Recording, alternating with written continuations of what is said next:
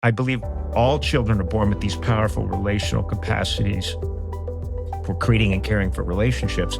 But the culture at large, and often we in our homes, are so busy reinforcing masculinity, retrogressive masculine ideas, that they don't get a chance to do the trial and error work over the course of years to grow those capacities.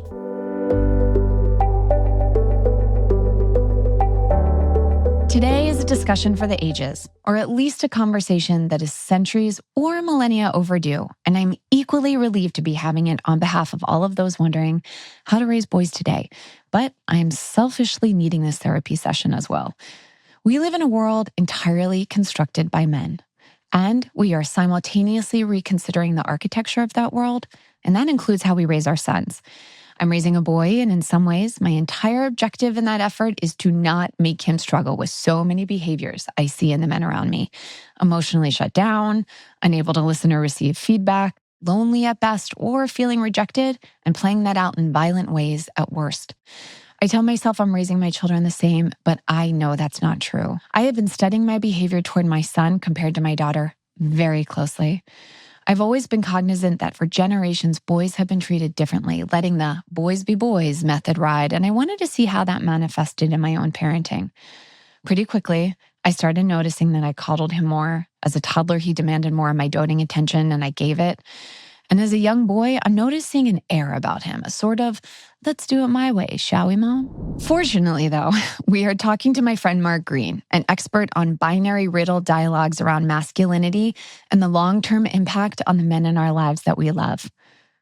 Over Mark's long career, he has held up a magnifying glass to forks in the road, specifically looking at childhood, that require boys to strip themselves of parts of their humanity in order to be accepted, in order to just survive. What I'm most interested in exploring with Mark is how we reorient ourselves as parents around a revised ethos that includes protecting our sons' dignity so they value protecting that for others too. Mark, thank God you are here. It's a pleasure to see you, Jenna. It's a pleasure to be here.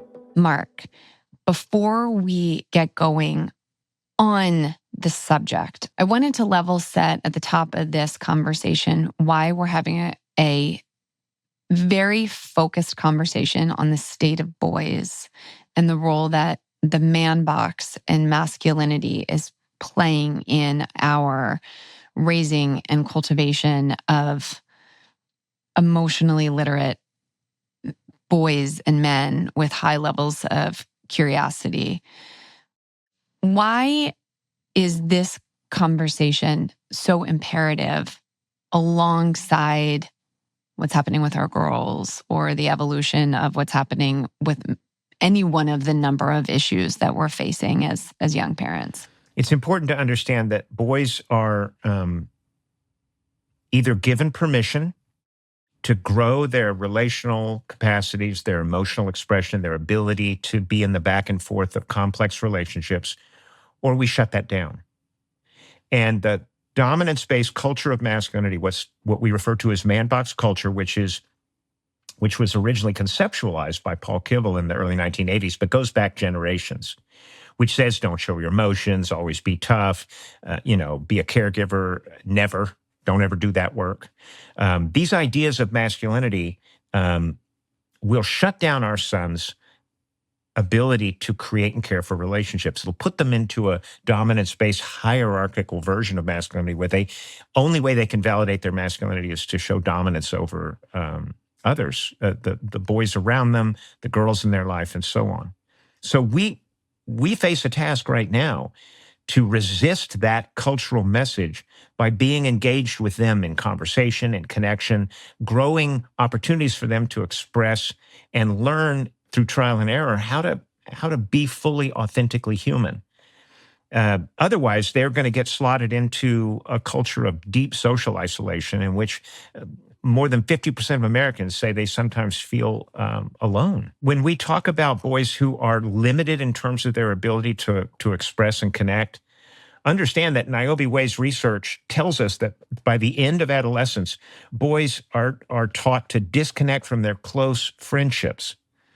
Men who do not have a circle of male friends, close male friends, face dramatically higher levels of heart disease, neurodegenerative diseases, cancer. They literally die earlier from that social isolation. But in addition to that, we take these young men and we say, if you want any kind of expression or connection, get a girlfriend, right? In that way, we put this huge amount of emotional labor on girls and women that these young women are not prepared to do, and they cannot sustain. And boys and girls together pay the price for this culture of disconnection that man box culture represents.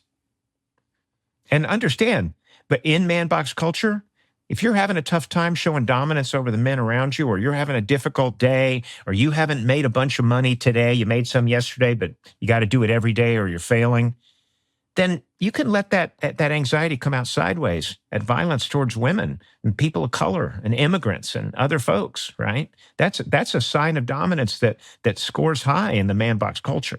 Specifically on how masculine culture was developed, has been protected, manifests itself in our boys' sports games, when we're disciplining our kids.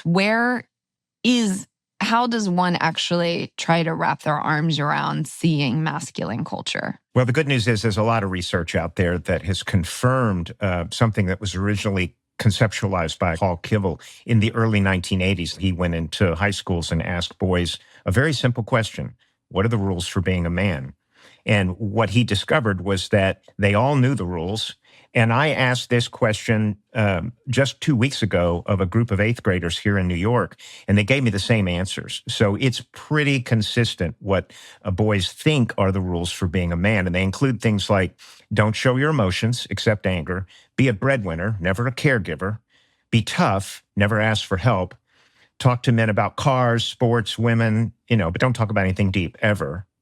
Be heterosexual, never homosexual. And then this jewel: have control over women and girls. Those are the rules of the man box that Paul Kivel discovered. And that's what we're facing right now in our culture of masculinity. As a mom of a boy who is really into the sports, I'm seeing some, what I would have categorized as natural division and competition after school at the playground on like who's allowed to be on whose team based on who can throw the ball further. Or my son's best friend has been a girl for the past 5 years of his life, and I saw him not draft her on his team this past weekend because she can't throw the ball as far as some of their peers. And I've been really worried about the role that sports as an on-ramp creates for boys to devalue friendships and prioritize more of the brute force characteristics that masculinity protects and cherishes. If we look at our culture of masculinity, this man box culture of masculinity, it's important to note that a lot of the rules of the man box are about creating power over others. So you're describing a situation that is echoed in Judy Chu's book, When Boys Become Boys. And she's embedded in a pre-K class, watching the dynamic between boys and girls. For 2 years, she did this. A little boy comes up to her and says, Miss Judy, I'm friends with all the girls, but don't tell Bob, the head of the boys club, because if he finds out I'm friends with the girls, he'll kick me off the club and I won't have a club anymore. So what we're talking about in that moment is boys begin to hide and suppress authentic aspects of themselves, including these friendships with girls, in order to fit in. And what Chu says is, she says, boys are born wanting to belong, wanting to feel this connection. They feel it with all the kids around them, boys and girls equally. But that the culture of masculinity says, yeah, you want to belong? You can belong in this group. Come on in, belong. But here's a set of rules you have to follow. And by the time boys look up and realize what's happened, they've begun to hide authentic aspects of themselves in really significant ways. And they're stuck in this man box set of rules. So ultimately, your son was offered a false binary, which is sports or this girl that he's a friend with. And my advice to any parent who's facing that is to just ask your child, hey, why would you limit your choices? Why can't you have both? Who told you it had to be one or the other? How did you arrive at that? And then hear what they say. Yeah, we had a long conversation about it. And one of the frames that I so appreciate you holding center in how parents maneuver with their kids today around these subjects is offering open doors and breadcrumbs to how to have these conversations with kids versus having like complete conversations. I'm so Yeah. used to like sitting down and having a meeting and making a decision about what the go forward is or what a revised behavior is going to be. But I am heeding your advice that in order for our boys in particular to feel comfortable continuing to come to us and continuing to examine their own relationships, that we can't ever bookend it with, okay, now here's what you have to go and do, is that we have to reposition ourselves, as we talked about in episode 2 with Kristen Bell, around the constant curious stance of how did that make you feel that you weren't able to invite her onto your team because you were concerned that she wasn't going to be able to run fast enough or throw fast enough. And when I was posing those questions to him, he actually started to cry. He started to weep. And I started naming what I thought those emotions would be because I think he felt really, really bad around choosing. And I think he is as close with this girl as he is with his own sibling. Like it's one of those like enmeshed relationships. But I wanted to protect him from that contradiction that I feel like the man box requires of him, that he has to pick winning over his relationships. What I always try to do in a moment like that, my son's 19 years old now, but I've been through a whole series of events similar. And what I try to do in that moment is look at all the different factors that are intersecting, all the different parts of context there. And one of the questions that would come to me in a moment like that is, have you ever had a conversation with her about how you really like spending time with her and you're a good friend, but you're not going to pick her for your team? Because the idea that picking for the team was a litmus test for that relationship remaining close or not, she may not care. But also, more importantly, the idea that he is feeling remorse about that, sometimes that's coming from the focus we're putting on it, right? I mean, he may feel bad in part because he knows it mattered to you. So it's better maybe to screwing it all out. Yeah.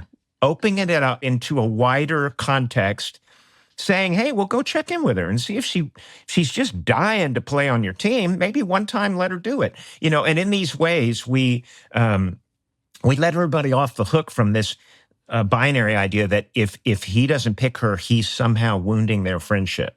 I definitely delivered that in spades. Great. So because as a mom who's doing everything I can to hold space for emoting, and I already messed up the, hey, I hope she's okay-ness, which was where I went into the other room and frantically called to see if she was okay. But how was both my behavior and the binary belief that he has to choose part of the man box structure that we're all living in as women, men, non-binary folks, parents, caretakers? Dominance-based masculine culture. That is a culture that is intended to disconnect boys' emotional expression and connection. Niobe Way's research points to it happening sometime in mid-adolescence. Beginning of adolescence, boys say, I love my best friend, and without my best friend, I would go crazy. By late adolescence, they're saying, my friend lives around the corner. I don't see him that much anymore. And what she discovered was the constant cultural messages from this retrogressive masculinity taught them to stop caring about who they are authentically and start trying to prove what they're not, which is little kids, girly or gay. By late adolescence, they disengaged from these friendships they said they'd go crazy without. And boys' suicide numbers become 4 times that of girls. So the culture of masculinity breaks their connection in the world and then slots them into this hierarchical masculine system, pecking order system, where it says to boys at that point, look, prove you can dominate the men, women, everybody else around you, or lose status. That's your choice. Good luck. And in that way, it starts creating this binary of power over, of all these limitations in terms of how they can express. And honestly, all of us have internalized that man box culture of masculinity. We may be looking at, if I'm a woman, may be looking at the man in my life saying, show me some emotion. Wait, that's too much. Or, you need to be tough in this world. And we're enforcing the man box just like men are on each other. So it's everywhere. It's universal. And it creates binary thinking across every range. I like to say that boys and mothers and fathers, all of us, contain a whole universe of selves, right? And in a given moment with a given challenge, I may bring forward that side of myself that's a little tough or sets boundaries. But another time, I may bring forward the caregiver. I may bring forward the trickster or the joker. And our children have those multiple selves as well. And when there's a challenging moment, we can ask questions to see what other possible selves are out there that we can call forward for them, which resources them with a multiplicity of ways to respond and address things. So one of the first times that I saw my son wrestle with control over himself and his identity in the context of some of his other boy peers is we named our son Atlas Oz. Atlas's first name, Oz being his middle name, and we have been calling him Oz since he was a baby. And middle of kindergarten, I get a phone call from the teacher like November. And the teacher was like, I just want you to know that Oz has changed his name to Atlas. And he's asking all of his friends and all of his teachers to call him Atlas. And so we're just going with it at school. And when he started coming home, we were like, hey, do you want us to call you Atlas? No. You can call me Oz. I want my family to call me Oz, but I want the rest of the world to call me Atlas. So I started trying to get to the bottom of this, like where was this shift suddenly? Oz only had 2 letters in the name. And some of the kids were making fun of it that it was too short and too little. So he went and pulled from his formal first name, Atlas, which has 5. But as I think about Oz's capacity to understand himself, I know that I also have to level up. And I'm most concerned about how the men in his life are leveling up to this and what kind of humility and vulnerability they role model. And I was really inspired by one of your strong suggestions to fathers in particular, or male role models in any children's life, not only how they emote, but how they emote in front of other men. That's a powerful observation because our children are always watching us, and I call it permission granting. They're looking for permission to be more human. And if we don't grant that, they may dial down their expression. But if we make that part of how we relate to them and how we relate in front of them, then they'll pick that up as something that's an option.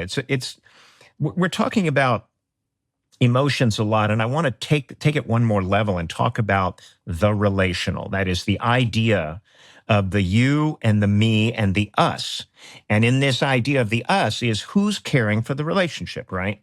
So when I make choices where I believe I'm trying to change your opinion or where I'm trying to change my own point of view about something, but I'm not paying attention to how I'm caring for the us, what we're creating, I lose a lot of options in that moment because in that relational space between people, when we go in with curiosity, when we go in not knowing, when we go in asking questions, whether that's with our kids or our partner or someone in the workplace, what we're doing is priming that space to be emergent. Something new is going to come out of that. If we don't go in assuming we know what has to happen immediately, all of that. And with our kids, certainly with Gus, when he was little, my son, it was the conversations themselves, Jenna. Not even if we did them right or wrong or any of that. It's really about being in that dialogue with them in an ongoing way. Gus may have gotten shoved at the park the day before, and we're walking to the park, and I'm like, so why do you think, Randy shoved you yesterday? So I don't know. He's just that way. I said, do you think Randy's that way with everybody? He said, I don't know. Say, well, maybe Randy's having a tough time at home, you think? Well, maybe. Could be. That could be it. And then we let it go. We go on and talk about Legos or something. Right. But the idea that our children can expand their context of understanding so that it's not their fault all the time. It's not about them all the time. And as this man box culture attempts to limit their view of themselves, limit their options of behavior and all of that, our job is to keep expanding context, expanding options. And as far as that idea of multiplicity of selves, start with three selves, three versions of yourself. That's my rules self. That's my question self. And that's my playful self. And just work with three to begin with, and then add a few more as you go along. And in that way, we can become more intentional. And when things are rough with my son, I leaned into questioning and play because I was pretty sure I was going to get it wrong if I had to guess what was going on for him or what he needed. So I stayed in that not knowing space. Yeah, I find myself having to unpack and challenge and readjust the coordinates for how I embody masculinity, particularly when I'm in the professional spaces that like we have been delivered the myth that if you have a certain title at work, if you have a certain amount of money in your bank account, if you hold some level of power, that you are all knowing. And to me, there's such invitation in us all repositioning ourselves into like that I don't know-ness of it all. I'm proud to say, Jenna, that I like to think of myself as a person who doesn't do that man box way of doing creativity. And I want to say to all the parents out there, while we're talking about what we want for our kids, there's this huge myth about success that we get them into the right pre-K, we get them into the right school, we get them studying hard, we get them into the right college, we get them into the right internship, company, move them up, leadership, and then they're happy and they're successful. And we've done our job. But I've been doing a lot of work lately with corporations like LVMH. Let me just say this, and it's really powerful. I go into these organizations and I say, I speak to the DEI person, right? And I say, by the way, when they call someone a DEI hire, in my head, I say definitely earned it, because often those folks have had to work harder to get where they're going. But I go in and I say to the DEI person, so are there any men here who are already sort of getting this inclusive, questioning, holding space for others style of leadership, heart-led leadership? And they always say, yeah, oh yeah, we got guys like that. It's this guy and this guy and this guy. And I say, fine, bring them. Let's put them on a panel. The president of an organization sitting on a panel saying, yeah, I used to lead with that I know everything style of leadership, and it was difficult and challenging, and people were leaving my team, and I finally decided to shift to something that actually feels more natural to me. And I hold some uncertainty. I let other folks bring their ideas in. And the end result is these leaders are saying now that their teams are more productive, that they're having more interesting ideas and possibilities arise more in that emergent space in the teams, and that they themselves like their jobs better. They have an easier time of it because they don't have to pretend they know the answers all the time. And Deloitte comes out with a study and says, by the way, fully inclusive organizations with fully diverse leadership have 6 times higher levels of innovation and 8 times better business outcomes. Just let that sink in for a second. 6 times higher levels of innovation. If we had spent the last 600 years, and for the last 600 years, white men exclusively in the West have been running education, politics, corporations, business, military, all of it. If for the last 600 years we'd had 6 times higher levels of innovation, imagine how many problems we're facing today would have been solved. So if you think you're preparing your son by letting him be tough and always having the answers and always dominating those around him for corporate success, I got news for you. What's happening there is very different now. And we need to take the full range of relational paths. Sure, be tough, be a leader, play through the pain, but also learn how to hold uncertainty, ask questions, take a not knowing position. All of those aspects which have been wrongly gendered as feminine. Oh, women do that, men do this. Combine them to give your son the full range of capacities. And while you're at it, combine them to give your daughter the full range of capacities, because we limit what girls can do still in terms of leadership and toughness. So this is it. This is the real fundamental question. Do we allow our children to be fully human with the full range of relational capacities? As a mom with young kids who are just learning to read and write, they can name, 5 to 10 emotions. They share with the rest of the world, certainly not with each other very well. There's this whole movement around social emotional learning. Dr. Niobe Way said, we don't need to teach SEL. That is something that comes with the package. When the babies come out, it comes with the package of who we are. We just need to protect it a little bit more. But it's almost this idea of like, well, so we just have to like, the people who are going to succeed in the future generations are going to be the ones that are closest to their own humanity. Like, oh, the irony of it all. And also, how do I do that? I have to say, the thing I love about this conversation is you just can keep irising out wider and wider.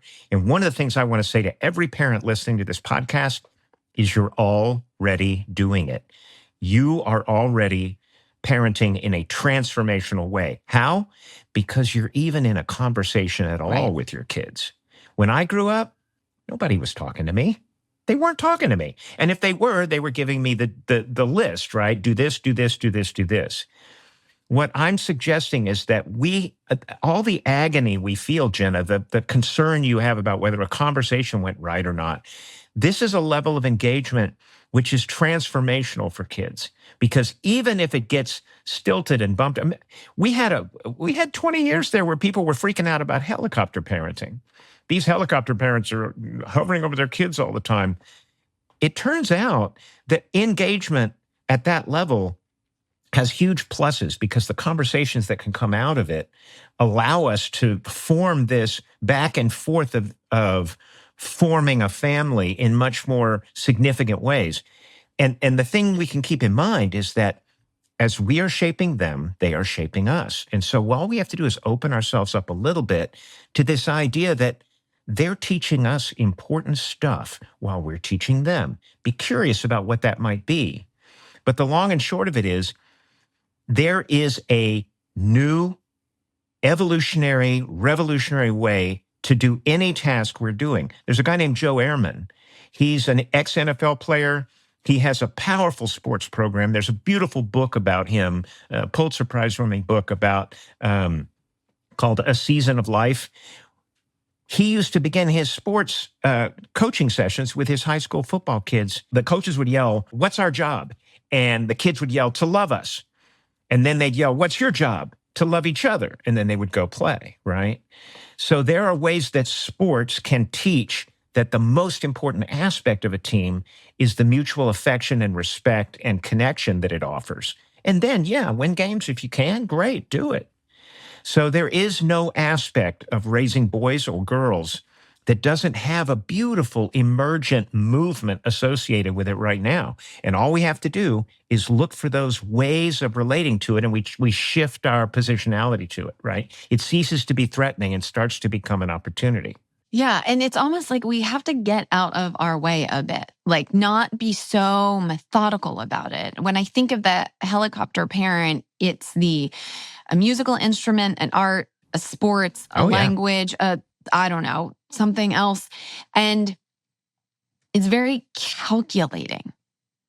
And to me, it's almost like these children are coming out with all of the answers already. And we are the ones that, it's why we call this podcast Let's Begin, Raising Our Children and Ourselves. We almost have to raise ourselves up to meet them in their natural moments, because we've spent a good portion, I know I have in my own life, being told that, being taught, being trained, and then going and implementing all of the rules of like dog eat dog, wealth, status, power over other people and places and ideas by any means necessary. Yeah. And you see it both at the national level, certainly at the global level, and then you also see it in, I see it on the sidelines where I will see some parents lose their mind on their kid because they didn't catch the ball. And I've seen in the headline news over the past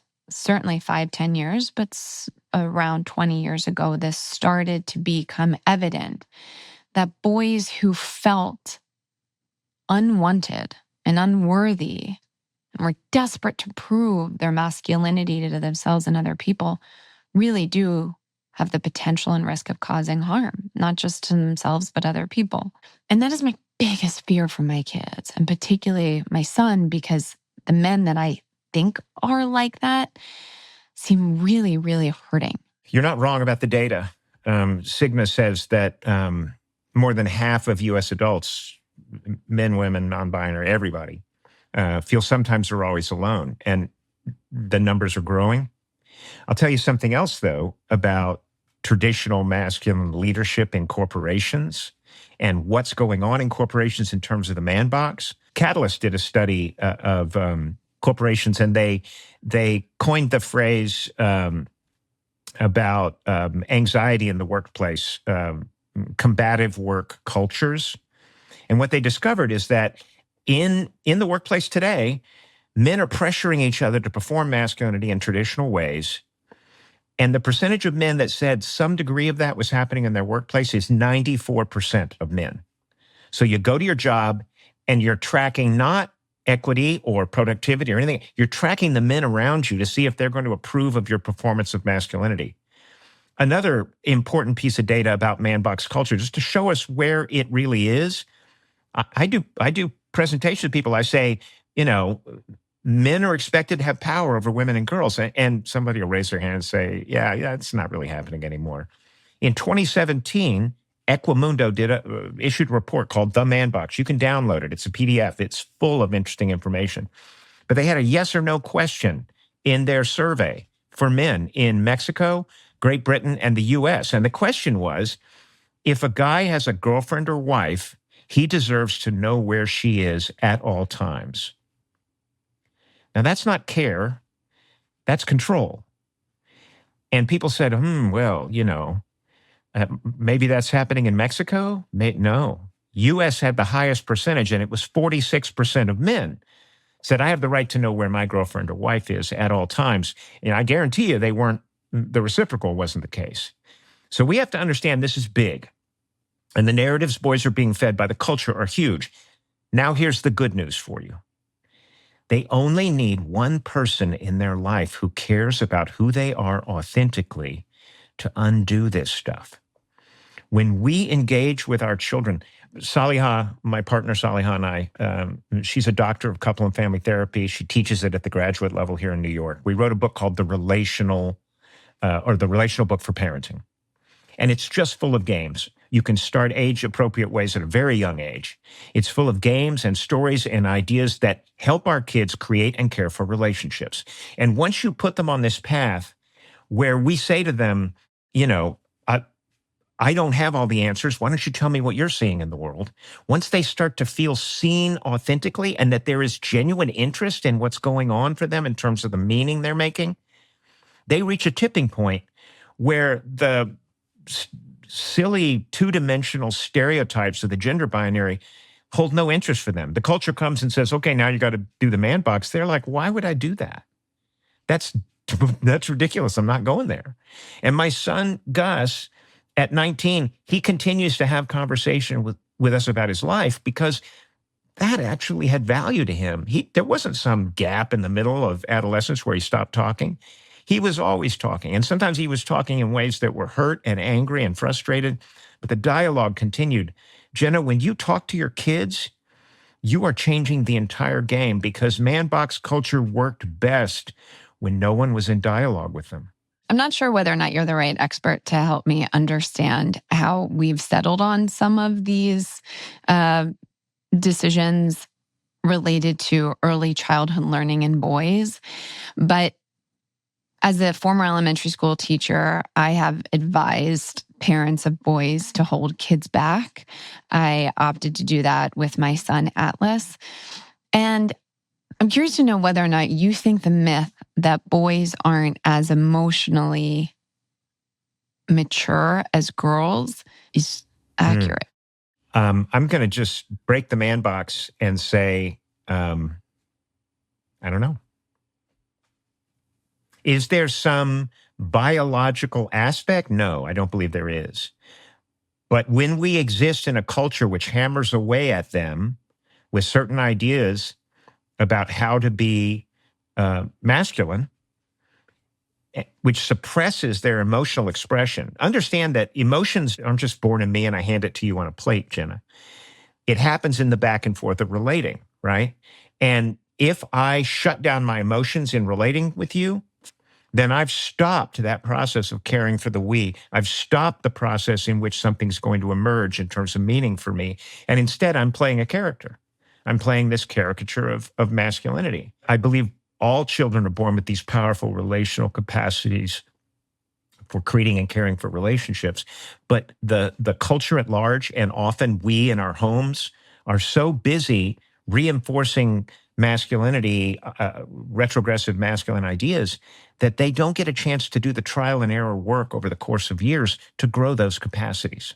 Mark Greene, thank you so much for working so hard so many of us can see the opportunity of more grace and more freedom and more joy and more relief. Gosh, I know how much we all need that. Your work is critical as we take on these very, very outdated and the overdue task of undoing what so many of us have inherited. Thank you so much for being here. It's a huge pleasure. Thank you for having me, Jenna. Dr. Jody, thank you so much for being here, because we just finished with like the expert of all experts on boys. He's really forcing me to level up my value set as we reconsider standards and what's best for our kids by saying, I don't know, it's nonlinear. We don't know. It's case by case. Figure this out yourself. So I'm both wanting to hear from you, like, well, do we always hold boys back if their birthday is part of that like arbitrary, annoying calendar that every school system understandably has to put in place? Or don't we? So I was so excited to hear Mark say, I don't know. It's so wonderful when an expert can model this curiosity of like, I don't know, what if we learn more? What if we talk about it? And I love talking about it. Not only is my background in child development, but I'm a boy mom. I have 2 sons myself. And so this topic of how do we raise boys to be creative, to ask questions, to be successful by whatever metrics are important to them, to have the type of social emotional skills that we know are so critical for today and for the future. These are questions that I grapple with as a mom and as a child development expert and as a learning designer. In terms of holding kids back, one term that's been used a lot is redshirting, which is a sports analogy. It's taken from a time in which athletes that weren't quite ready to play on their teams were given a red shirt to wear, and they were given an extra year to practice so that they could perform at the highest level. And so when we started to see this trend of families holding their kids back, particularly kids that were close to these basically arbitrary deadlines or cutoffs, and primarily boys more than girls, it was called redshirting because it really was this sense of like, let's give these kids an extra year to get ready. And it's in response to this notion that children develop at unique paces and that we want kids to be successful, whatever success means in your family. And sometimes there is that sense of my child's just not ready for this big milestone. And what is the rush? I appreciate you bringing up this like theory of success and like what does success look like in each family, because I think with this podcast, we're trying to do in some ways 2 contradicting things, which is just the state of being a human today. And I will say, we chose to hold my son back because of emotional literacy, but that might also just be coded for like, I wanted him to have a driver's license when he was in 10th grade instead of 11th. And I knew what that meant from a social perspective. Like, there's all these things. All these things. I did the same thing. I have 2 sons and they are both fall babies. And I live in a state in which they were rolling back the start California. date. Exactly. And for both the kids, the year in which they were eligible to start, they would have been within a couple days. Their birthday was a couple days of that start date. So I knew they would be the youngest kids in their class. And that's not just a decision you're making for that year. It's a decision, as you mentioned, that you're really thinking about for their entire journey. And so I too grappled with that. And for me, it was a sense of, are they able to regulate their emotions in a classroom? Are they able to follow multi-step instructions? Are they able to, toilet and dress and gross and fine motor skill? I mean, there's so many aspects of readiness. It's not just about, do they recognize letters? Can they write their name on something? And so I grappled with that as well. And I made a similar decision.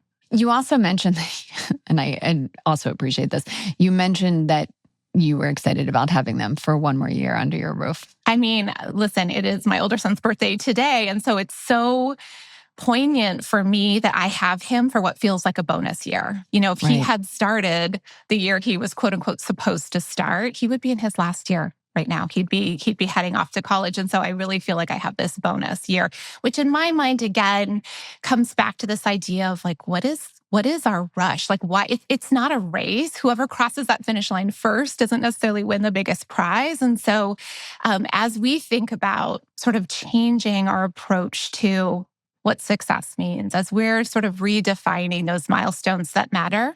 So as we think about how to redefine what success looks like, as we think about those milestones that matter, I'm really trying to be very expansive about that and think about the fact that every child develops in their own unique rate and way, and that progress isn't always linear. And so as we're thinking about what does it mean to be ready for school, it's about so much more than those cognitive skills that we mentioned, ABCs and 1, 2, 3s. It's really, can they wait their turn? Can they regulate those big emotions? Can they express how they're feeling to others and share and follow instructions? And we know from research that, per teacher's reports, about 48% of kids are starting kindergarten not fully prepared. So this isn't just a boy thing. This isn't just a now issue.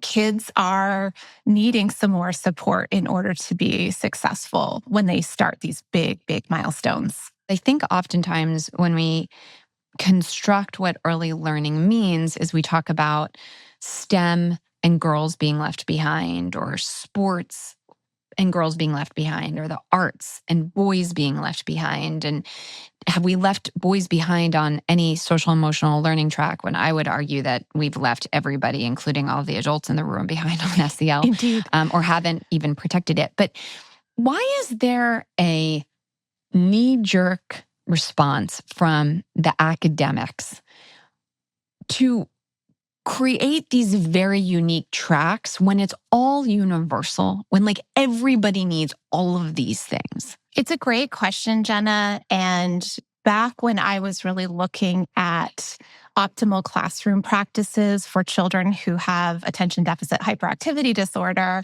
one of the big sort of outcomes of that research was that practices that support kids with some of these learning differences are practices that support all kids best. And so I think your question really gets to the heart of like, why is talking about boys today so important? It's because if we address some of the issues that we know boys are struggling with, ultimately, everybody benefits, right? And so that's why I think it is so important to have these conversations and ask these really tough questions. Dr. Jody, I'm calling a little bit of BS on some of the data that might exist around boys. I just still think we're missing the mark if we stay solely focused on data related to the standard academic scoring method that this podcast and certainly everyone at Begin is calling into question. I don't need them to get 1,600 on their SATs. I'm certainly going to die on the mountain to make sure they're not doing anything to harm themselves or other people. But it feels like this conversation with Mark and with you, I'm hoping was like down the middle of like, there's messages that are coming in that they get that tell them to abandon their friendships, to abandon their emotions. And we need to protect that. And also in some cases, make sure that like they don't become victims of the process themselves too. And I'm still like, I don't think we've hit the nail on the head yet. Definitely not. And I'm glad you brought it up, Jenna, because I think one of the things you do so beautifully is help us zoom out, right? Like, yes, there's data saying that, women are getting more college degrees, and calling BS on that as a true marker of success is the right thing to do, because it's just part of this complex puzzle. It's an indicator that in some ways girls are doing better than they did before by some measures, right? Is it the full picture? Right. Is it, yeah, exactly. Is it enough? No, of course not. Right. And it also signals that maybe in some ways, the way in which we've been thinking about traditional schooling and measuring success in the classrooms are failing some of our other students. And maybe we should be talking about that, which I think is what we're doing today, and why, this podcast and Mark's expertise is so important, because I do think that as we're talking about supporting boys, talking about how to make their relationships healthier, talking about ways for them to feel less lonely, less able to reach out. That is absolutely critical, not only to their social, emotional, and their mental well-being, as you've mentioned, but also to their academic, quote unquote, success. Like not being able to ask for help, not feeling like you can say, I don't know. That is part of what I think we're seeing with some of these bigger stats. So I think it is all related, and I think it's incredibly complex. And I think we're in a position in which we need to be talking about how do we get young boys to see themselves as so much more than, inside this masculine box. I'm overwhelmed with emotion and confusion and concern, and also willingness when I hear you do that beautiful roundup. So, Dr. Jody, thank you so much for role modeling in your own capacity as a boy mom, and having all of the quadrillion degrees and reading all of the reports and understanding all the data yourself. So I'm so grateful that you're also showing us how we do this with our boys. Thank you so much. Thank you, Jenna. And I'm also I'm just taking it day by day. I mean, you can have a PhD in something and still not feel like you know what you're doing. And I'm learning as much from my boys, especially coming from a family of all sisters, all girls. Like, this is so foreign. And so I'm learning from my boys every day, and I'm making a zillion mistakes. And I'm realizing that it's not about not making mistakes. It's about how do you sit in those mistakes? How do you repair relationships when there's been hurt? And how do you redefine what you think it looks like to be a quote unquote boy mom, or a mom of, of anybody, any gender, non-binary. We're all on a journey. And I think remembering to listen to ourselves. There are so many voices externally, but remembering to listen to the little voice inside of us that's guiding us is so critically important. Yeah, I feel like the big outtake from this entire series is going to be like, you actually know what you're doing. Yeah. Stop listening to and anybody. Or none of us know what we're doing. And that's okay too, because we're talking about it. And we've got each other, and we're creating a network that we can turn to talk about it. Well, if anything, Mark mentioned, and what you so beautifully articulated with, like, we want our boys to ask for help, is this series is specifically saying, help, I don't get it. Yes. And that's one step closer to us, I guess, navigating it together, or being in community as we figure it out together, and breaking some of those boundaries that we're all supposed to know how to do this perfectly. A story that is constantly told to our boys. Yes. Beautiful. It's clear this is an unfolding conversation, one that requires more of our personal experimentation and humility compared to some of the other subjects we've covered on this podcast. While there is a lot of research, I'm still suspicious we're missing the mark. So please be kind to yourselves as we navigate these collective questions around boys. Role model kindness as we collectively grapple with this. The boys will feel it, and hopefully they'll do it too. Please subscribe to Let's Begin wherever you get your podcasts, and leave us a review. We appreciate your feedback. A summary of this episode can be found at beginlearning.com/podcast. And you can follow me on Instagram at It's Jenna, and Begin at Begin Learning. Please note that opinions expressed on this podcast are solely those of the host and guest, not of Begin. Let's Begin is produced by Begin in partnership with Pod People. Special thanks to our production team, Alexia Lieberman, Beth Rowe, Brian Rivers, Caitlin Ryan, Leah Weinstein, and Susanna Vasquez. Show cover art is designed by Eleanor Greene.